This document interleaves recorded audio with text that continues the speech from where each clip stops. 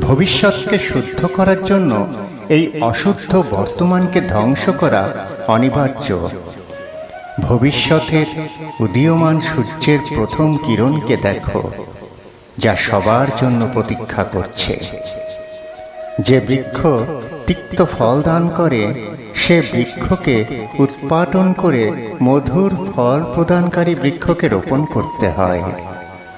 ওই বৃক্ষকেই অধিক খাদ্য গ্রহণ করিয়ে বা শাখা প্রশাখাকে কাটছাঁট করলে মধুর ফল পাওয়া যায় না। প্রেম উন্নতি দেয়, উচিত অনুচিতের জ্ঞান দেয়। প্রেম আর মোহের মাঝে পার্থক্য থাকে। বাস্তবে যা প্রেম, তা কোনো মোহ নয়। প্রেমের জন্ম করুণা থেকে হয়, আর মোহের জন্ম অহংকার থেকে।